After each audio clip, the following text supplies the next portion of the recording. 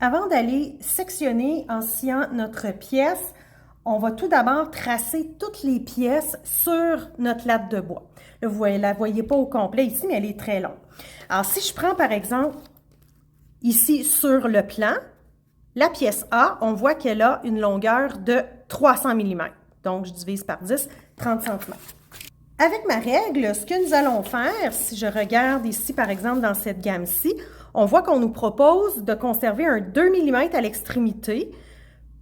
Puisque le bout ici n'est pas très bien fini, on va venir le poncer pour lui donner une forme très droite.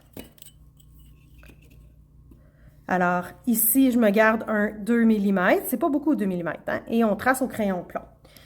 Une petite ligne. Ici, je vais la faire plus foncée là, pour que vous voyez un petit peu ce que je fais.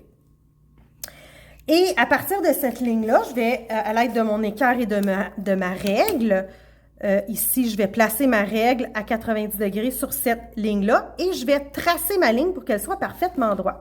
Ça m'évite de prendre plusieurs mesures pour m'assurer qu'elle est bien droite. Et à partir de cette ligne-là, je vais aller mesurer la longueur de ma pièce A que je dois obtenir 2 fois.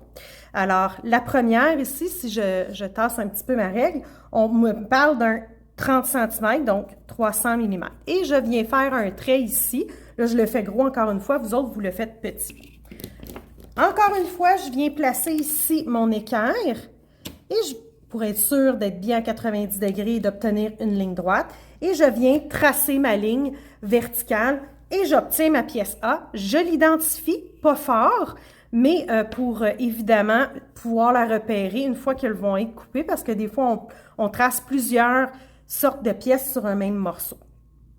Et ensuite, comme on me dit dans ma gamme ici, par la suite, on va laisser entre deux pièces un 4 mm. Alors, je vais tracer 4 mm et au centre de celui-ci, la petite ligne pointillée que je vois ici, ça va être ma ligne de coupe. Alors, on regarde ça ensemble. Ici, je viens mesurer mon 4 mm. Bon, là, ici, j'y vais assez rapidement. Là, c'est plutôt rapide. Alors, à 4 mm, j'utilise toujours mon équerre pour tracer ma ligne verticale. Donc, à la moitié, c'est-à-dire à 2 mm. À 2 mm, je vais venir ici me faire une petite ligne guide. Et à l'aide de mon équerre, toujours vis-à-vis cette ligne-là, je trace mes lignes pointillées. Alors, ces lignes pointillées-là seront ma ligne de coupe. Si j'ai une autre pièce A à mesurer, par exemple, ben, elle mesure toujours 30 cm. Alors, je me fais un petit trait de guide ici.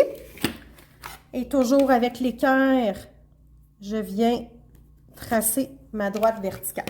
Toujours la pièce A, donc je l'identifie.